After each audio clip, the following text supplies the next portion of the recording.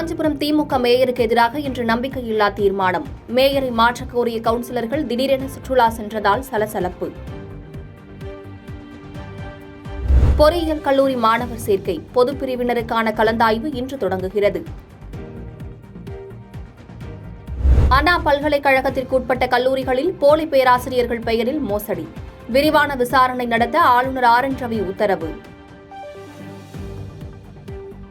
டெல்லியில் IAS பயிற்சி மையத்தில் 3 மாணவர்கள் உயிரிழந்ததற்கு நீதி கேட்டு போராட்டம். பயிற்சி மைய உரிமையாளர் உட்பட 2 பேர் கைது செய்யப்பட்டு சிறையில் அடைப்பு.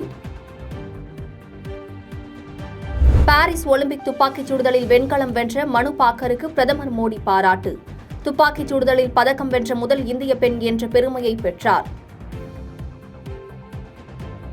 துப்பாக்கிச் சுடுதலில் இந்திய வீராங்கனை ரமிதா ஜிண்டல் இறுதி சுற்றுக்கு முன்னேற்றம். பேட்மிண்டன் மகளிர் ஒற்றையர் பிரிவில் முதல் சுற்றில் PV சிந்து வெற்றி. துடுப்பு படகு போட்டியில் இந்திய வீரர் பன்வர் பல்ராஜ் காலிறுதிக்கு தகுதி.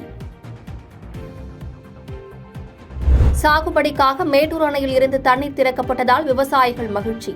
டெல்டா மாவட்டங்களில் உள்ள ஏரி குளங்களில் தண்ணீரை நிரப்ப வேண்டும் என கோரிக்கை.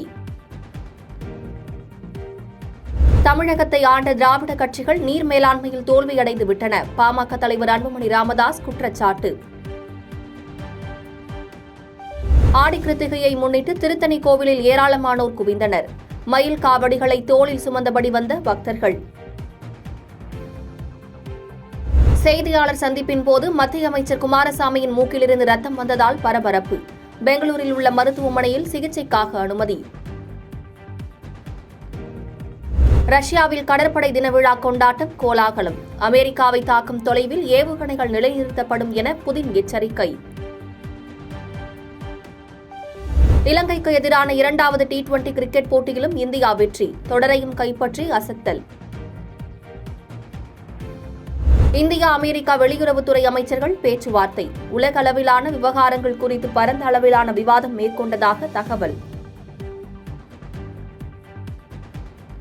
பாதகம் செய்பவரை கண்டால் நாம் பயங்கொள்ளலாகாது பாப்பா. மோதி மிதித்து விடு பாப்பா, அவர் முகத்தில் உமிழ்ந்து விடு பாப்பா.